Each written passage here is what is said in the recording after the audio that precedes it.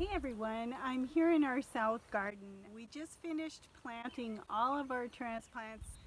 We had done all the cold tolerant crops earlier, and we just had the heat loving crops, the peppers and the tomatoes that we needed to put into the garden yet.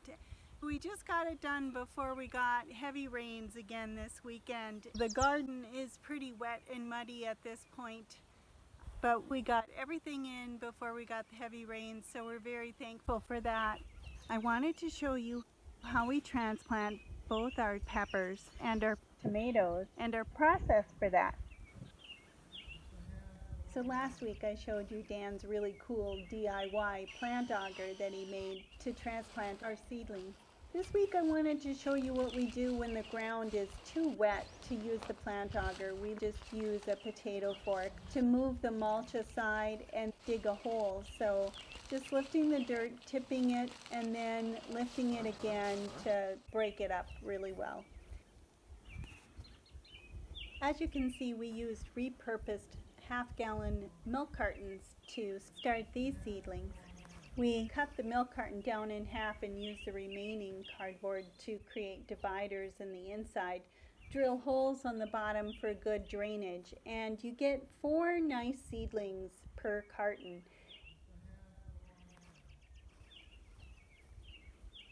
We just dig our hand down into the hole and tuck the seedling in and just spread the soil around it rather than trying to pack the soil. And then we let the water do the work, just watering the seedling in with about a 12 to 16 ounce can of water per seedling.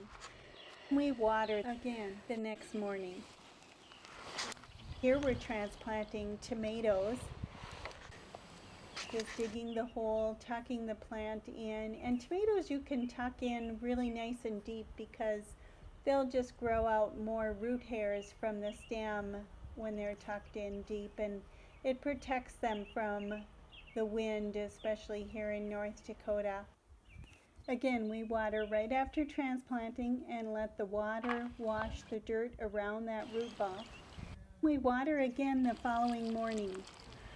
Then about midday, we take some of the dry soil around that plant and just kind of dust over where we watered it, the wet spot, so that it doesn't dry and bake in the sun, forming a mud pie and creating deep cracks in the ground. It's called dust mulching.